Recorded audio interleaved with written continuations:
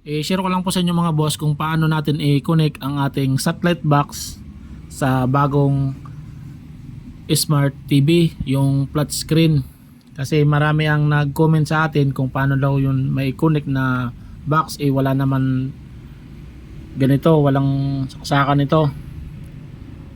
Sa ibang brand ng TV, meron kasamang male, female RCA jack connector. Minsan nakakalimutan ito na misplace, hindi makita yung ganito.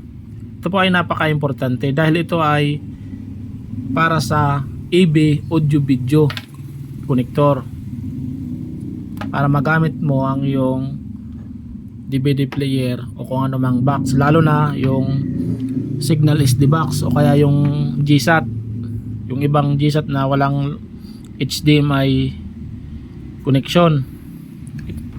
Ito ang kailangan, male female RCA jack connector. Ganito ang pag-connect nito.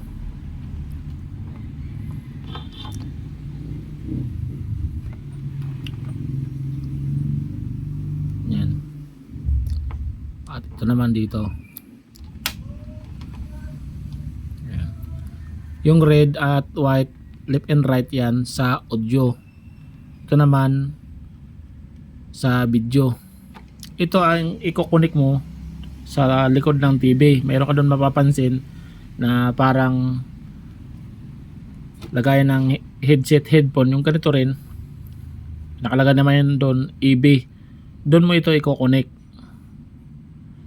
likod ng TV. At ito naman na kanyang 3-in-1 na RCA jack dito sa receiver. Ayan. Idiin mo lang, ilapat, kailangan nakasagad. Ayan, pag ganyan lang wala rin video, kailangan idiin pa, nakalapat, ganyan.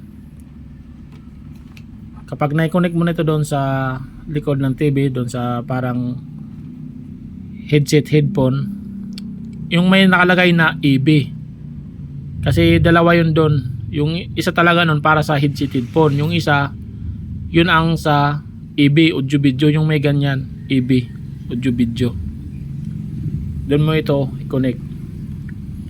At ito naman na satellite box, kailangan din i-power, i-on. Ayan, meron ng green, naka-open na yan. Pero magkakaroon lang din yan ng green kung mayroon signal ang iyong antenna, maayos ang antenna. Dahil kapag wala ring signal, wala rin display dito na green.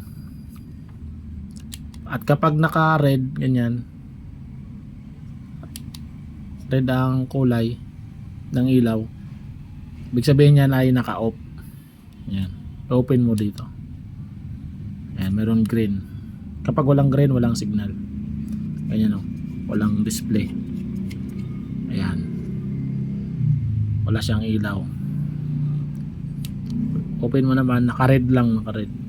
I-open mo, i-open natin. Yan, walang ilaw. Pero yan ay naka-open na. Kabit natin to.